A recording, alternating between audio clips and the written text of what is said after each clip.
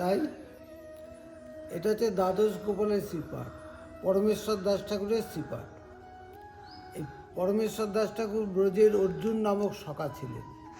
অর্জুন নামক সখা ইনি এবার পরমেশ্বর নামে কলিযুগে আবির্ভূত হয়েছে।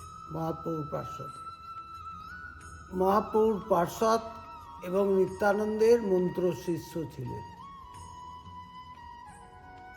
ইনি নিত্যানন্দের কাছে মন্ত্র শিক্ষা নিয়ে উনি নিত্যানন্দের সঙ্গেই সবসময় থেকেছেন বা ঘুরেছেন।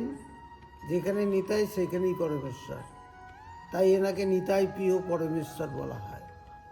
চৈতন্য ভাগবতে পুরন্দর এই বৃন্দাবন দাস তার উক্তিতেই বলছেন, পুরন্দর পণ্ডিত পরমেশ্বর দাস যাহার বিগ্রহে গৌরচন্দ্রের প্রকাশ।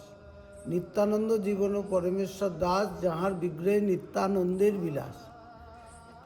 এই যে নিত্যানন্দের বিলাস, এনার সব যা কিছু সবই নিতাই। নিতাই বিনে ইনি কিছু জানতেন না। আমরা ভক্তি রত্নাকর গ্রন্থে পাচ্ছি, ঈশ্বরীর মনোবৃত্তি কে বুঝিতে পারে, ধীরে ধীরে কহিলেন পরমেশ্বরে। তরা আটপুর গ্রামে তুমি শীঘ্র করি যাহ, তথা রাধা গোপীনাথ সেবা প্রকাশ। ইনি সেই সময় এই ঠাকুরকে নিয়ে এসেছেন। এখানে মাজান্ন বা গোপীনাথ বললেন, কিন্তু ঈশাননাগর তার অদ্বৈত প্রকাশে এনাকে শ্যামসুন্দর বলেছে। কেন মাজান্ন বা গোপীনাথ বললেন? মাজান্ন বা শুধু এনাকে নয়, সমস্ত বিগ্রহকেই গোপীনাথ বলতেন। কেন নিজে গোপী, তার সবাই নাথ, এই ভাবটা উনি ছিলেন ওনার মধ্যে। তাই উনি সমস্ত বিগ্রহকেই গোপীনাথ বলতেন। এইখানে নিয়ে আসার পরে উনি সেবা পুজো করতে লাগলেন। করতে করতে ওনার ভাব হলো, তাই তো আমার নিতাই সেবা হচ্ছে না, আমার গুরু সেবা হচ্ছে না। এখন শুধু রাধাকৃষ্ণের সঙ্গে তো শুধু নিতাইকে বসানো যায় না, তাহলে গৌরকে বসাতে হয়। বিগ্রহ করলে তো হবে না, তার তো সেবা ভোগ পুজো আছে। উনি তো সারাদিনে মাধুকরী করে একবার ঠাকুরের সেবা লাগাতেন। তা আমি কি সারাদিন ধরে মদকরেই করব? তাই উনি ব্রজভাবকে নদিয়ার ভাবে নিলেন।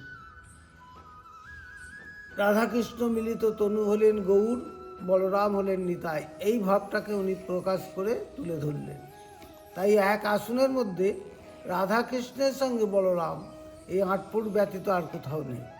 প্রভুকে নিত্য সকালবেলা যেমন মঙ্গল আরতি হয়, যেদিন যেমন, এখন ঠান্ডার বাজার, এখন মাখন মিহিদি হচ্ছে, হ্যাঁ, তারপরে বাল্য সেবা হয়। বাল্য সেবা যেমন যথারীতি ফলমূল ইত্যাদি দিয়ে বাল্য সেবা হয়। তারপরে দুপুর 12টা নাগাদ করে আপনার অন্নভোগ হয়, হ্যাঁ, 5 তরকারি অন্ন যেমন হয় সেইভাবে হয়। আর তারপরে আবার এই বৈকালি হয়, আবার ঠাকুর উঠলেন, এখানে একটু জল বাতাসা দেওয়া হয়, আবার রাত্রি আরতি সেতর